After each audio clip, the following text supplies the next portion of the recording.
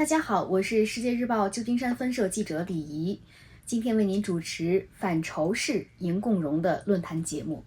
那首先在节目的开始呢，先要感谢来自亚裔社区以及加州的民选官员们对我们整个论坛节目的大力支持。那在整个的论坛节目当中呢，我们是受到了来自于亚裔社区以及加州的全部的民选官员的热烈的支持。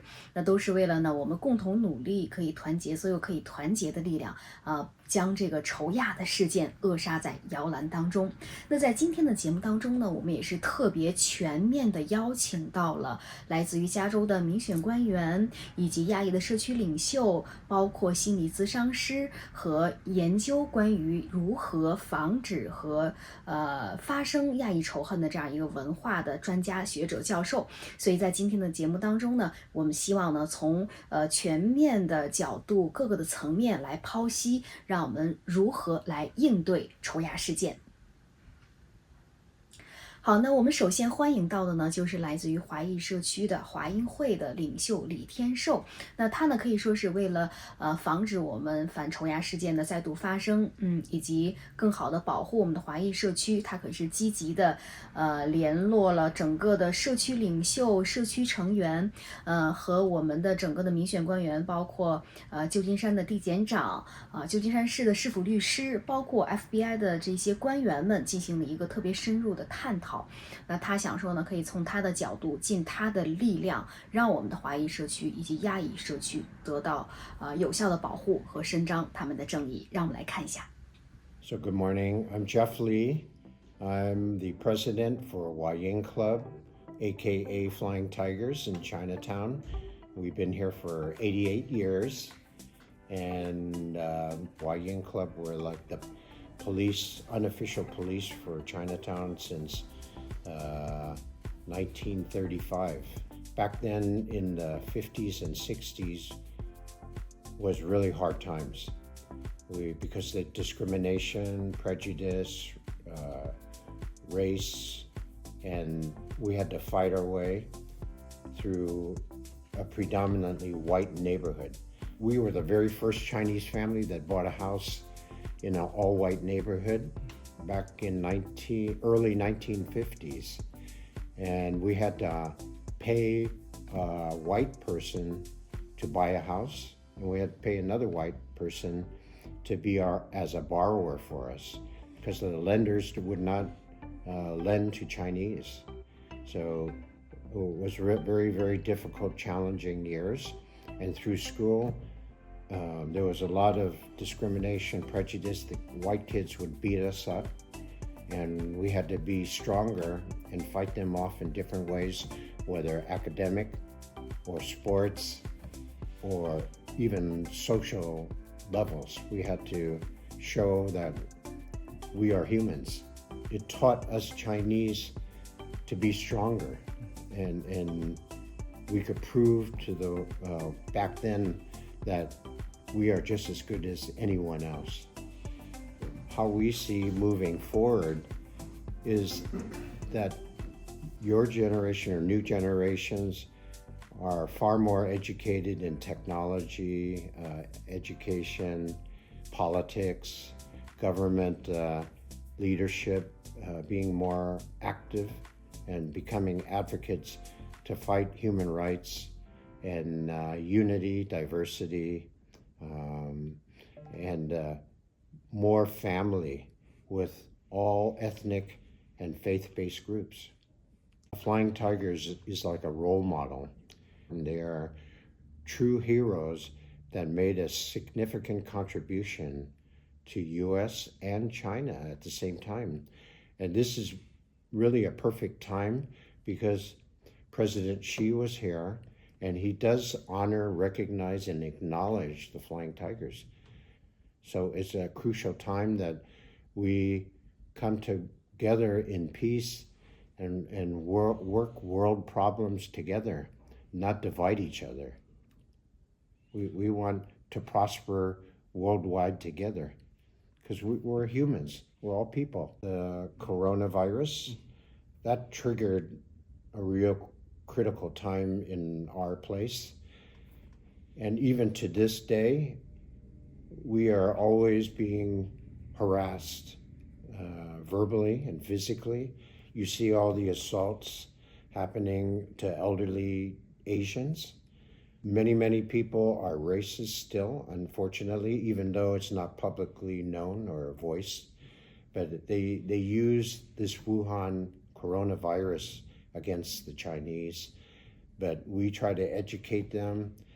I want to find who is accountable and responsible. You can't just let it go away. Because if you do that, anybody else do the same thing. And they're not being punished. And we continue our legacy, our powers to help unity, stop hate, AAPI. We work with the FBI, the city officials, the U.S. attorney. I have our organization called SFCAUSE, San Francisco Community Alliance for Unity, Safety, and Education. We have presentation programs. We go to every city in the entire Bay Area, educating, and so that people know how to vote, common sense, and know who these political officials are, so we get the right justice for all of us. 那在反仇亚论坛的节目制作过程当中，以及包括我们日常的防止反仇亚事件发生的过程当中呢，可以说民选官员充当着非常重要的角色。那我们本报呢也是采访到了加州众议员罗达伦，那他呢也是用他的职务和权力帮助我们亚裔社区呢进行了很多的反仇亚的这个事件预算，包括他也支持到就是这个仇亚的亚裔事件的这个平权预算。来，我们听听他的声音。Growing up in California and here in Silicon Valley, we have such diversity that I was born in the city of San Jose, home to 5 Chinatowns.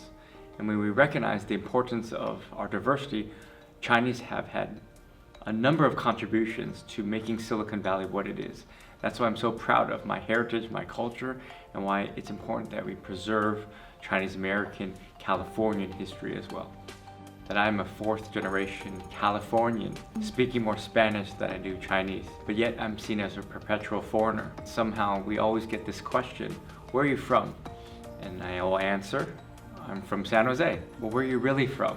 My mother was born in Oakland, my father in Sacramento. You get these questions all the time. What is your nationality? I'm an American. I have a US passport. We saw in the Congress, Senator Tom Cotton asking Shou, who is the CEO of TikTok. He was Singaporean, and he keeps on being questioned about his citizenship of being Chinese nationality. This is a lived experience for so many, why we as Chinese Americans need to be vocal and present in this community. And that's why representation in public service is important. I think we are very challenged and conflicted with what it means to be Chinese American in this current climate. We recognize that former President Donald Trump exacerbated, fueled the hatred towards members of our community with the Kung Flu and China virus. We saw the rise of anti-Asian hate, and again, being questioned about our loyalty. The conflict between that of China and the United States is real. But this is also part of the history that so many of us have experienced before, whether or not it's the Chinese Exclusion Act of 1882, which forbid Chinese from coming to this country, or the Alien Land Law in California of 1912, which forbid Asian Americans from owning property. We see this happen time and time again. History repeats itself. That's why it's important that we're speaking truth to power and making sure that we are organized, that we vote, and that we will not tolerate discrimination to any community, much less our own. When we think about politics, when we think about the conversations around immigration, about diversity, so many think about the Hispanic and Latino community. When we think about Asian Americans, farm workers, that of Filipinos came here in the 1700s, that Chinese Americans and Chinese immigrated here to making our economic vitality in the state of California what it is today. This is not of recent immigration, but this has long-standing history that we have much to contribute, and so many of us have been here for a long period of time in recognizing that we are Americans and Californians as well. So many historians have talked about the contributions of Chinese Americans in this region of the Bay Area and in Silicon Valley.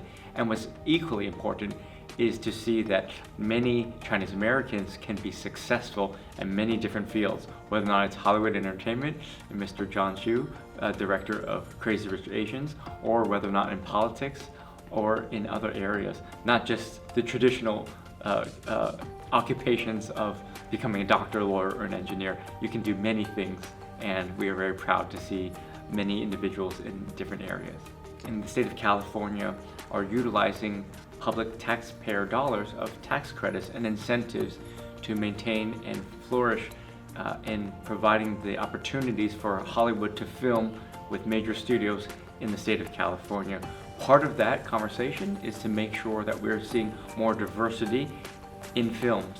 And in fact, the film Everything Everywhere All at Once was a beneficiary of the Hollywood tax credits, helping to showcase great, amazing talent within our communities. And so we're very proud to see individuals like Michelle Yeoh demonstrating the best of our community. And we hope that the tax credits can help incentivize other filmmakers and seeing opportunities of people that look like us in also Hollywood and entertainment. We as Asian Americans face the challenge of being perceived as the model minority, or that of we as minorities don't need help, that we do our jobs very well, good taxpayers, keeping quiet, keeping to ourselves, not causing any problems.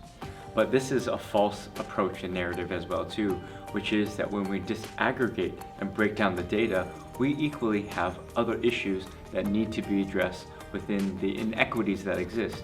For example, we as Chinese and Asian Americans are disproportionately impacted by specific rare diseases like hepatitis, like liver disease.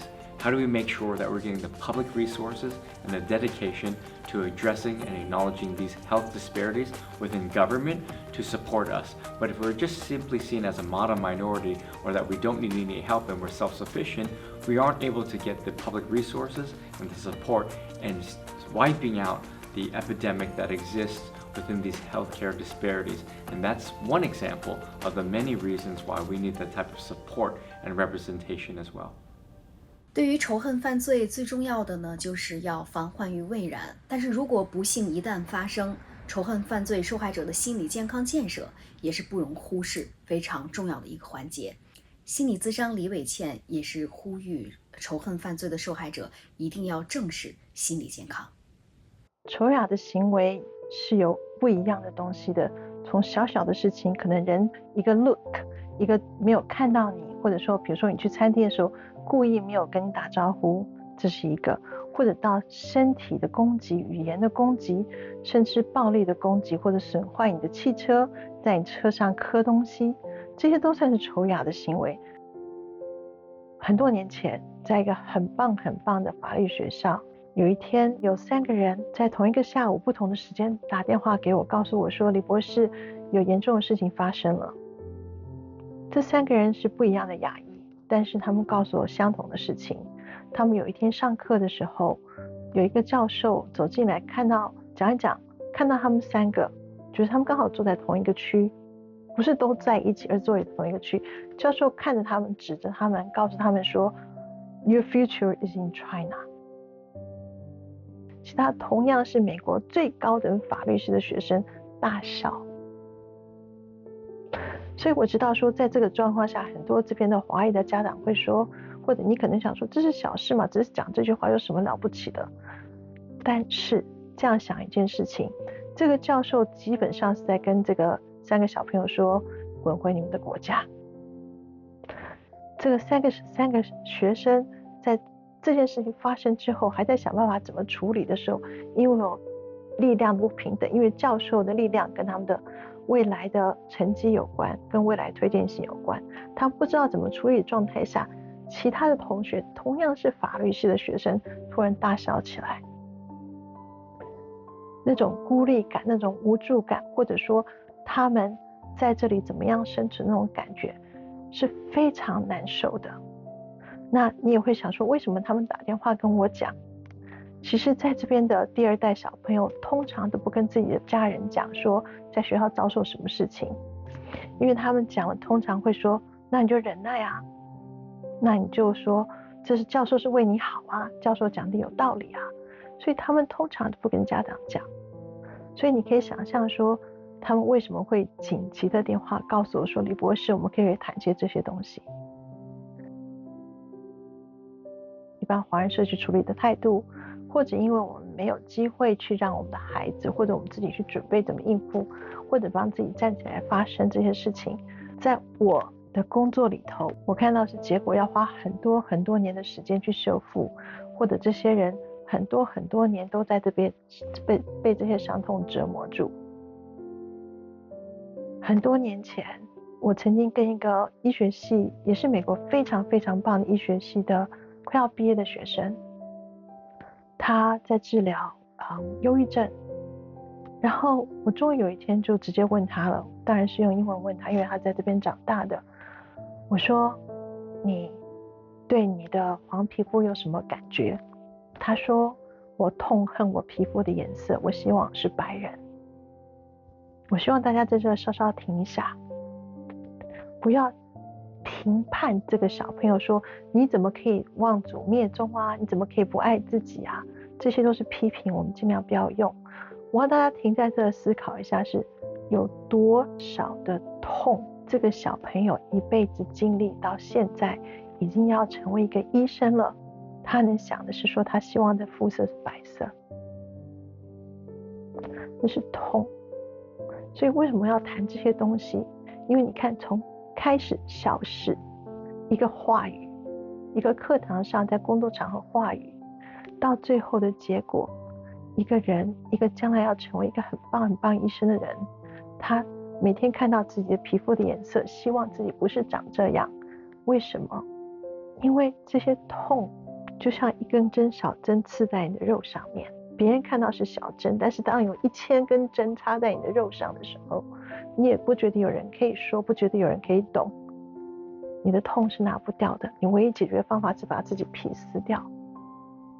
所以我希望从这2个案例大家能够想到是说，当我们看到我的孩子，看到我的另外一半，看到我的家人在工作场合上，在人生当中，我们必须要开始正视说这些仇亚的行为，不管是大是小，都是一小根针刺在身上。我们要想办法教我们的孩子，我们自己怎么样去把这根针拔掉，怎么样去收养，然后怎么样去形成一个社区的共识，大家互相帮忙，才能够真正的解决这个问题。对于仇恨犯罪，除了政策的支持，以及社区居民的积极的举报、互相的关爱和关照之外呢，当然了，也离不开科学的分析以及学术的调研和支撑。所以呢，在今天的论坛当中呢，我们也特别邀请到来自于旧金山州立大学的亚裔研究教授张华耀，听听他的理论和研究。Since the start of the pandemic in 2020, I tracked the racism that Asian Americans faced and wrote multiple reports. And now I'm writing a book about the racism that Asian Americans have experienced, have been continuing to experience, and the impacts of that racism. Recent surveys have shown that at least 1 out of 5 Asian Americans experienced racism during COVID-19. That's 5 million cases of hate. So it's really broad and extensive, and the Chinese American community has been particularly impacted. Another survey showed that 1 out of 2 Asian Americans feel unsafe in the United States because of their race. So our community is really feeling fearful, anxious about racism, and especially the violence perpetrated against us. We're not just worried about ourselves, we're worried about our families, about our elders and our children. That concern, that fear has really impacted the mental health of Asian Americans. There's been over 50 published reports now of how the racism has impacted the mental health and well-being of Asian Americans. As individuals or as families, if we feel anxious or fearful, we need to really support our elders by walking with them, by taking them shopping. We need to provide our young people safety from bullying and talk to them about how they can deal with people who are mean to them. our community needs to come together to protect each other, to support each other, and safeguard each other. Most of the hate incidents occur in public, and they often occur in cities like San Francisco or New York, where there are dense populations, where it's oftentimes crowded. That's because in these types of cities, people bump into each other more, right? They interact more physically on close conditions, like on the subway or on buses or on the streets. So in places like San Francisco and New York, I think it's really important for us to make sure our public transit, our buses, our subways are safe, that people have opportunities to report. I tell the agencies that we need more ambassadors to safeguard the well-being of commuters. Similarly, on the streets, a lot of times it's strangers in passing come up and yell at you or harass you or push and shove or spit at you. And it's difficult to address those street situations. And what we're calling on is for more bystander intervention. Bystander intervention is when other people help assist individuals who are being attacked. And that means that people who are standing by, they help intervene and they protect your fellow pedestrian by making sure the pedestrian is safe, checking in on the pedestrian, the Asian American, and then telling the perpetrator that that behavior is inappropriate. What we need in our society is more people to help each other, right? And in the same way for Asian Americans, what we need to do is report these incidents more. I know, again, there's a lot of fear. I know that sometimes you can't communicate that well. You don't want to spend time. But unless we start reporting these incidents, the perpetrators will continue. And we need them to learn, we need them to stop their actions. Because if it happens to you, then it will happen to someone else. It could be next time your family member, it could be your elder, it could be your child. And so for me, reporting, intervening in situations where others are facing attack is really significant, because we as a community have to come together to stop future incidents of racism. 感谢您收看这一期的反仇亚赢共荣的论坛节目，也希望呢，在接下来的生活当中，我们的亚裔社区可以团结一致，共同的反仇恨事件的发生。同时呢，如果您遭遇或者是亲历别人在发生的仇恨事件呢，也请及时的与社区取得联系，包括呢，也可以向我们的世界日报媒体举报。感谢您收看这一期的节目论坛，我们下次再见。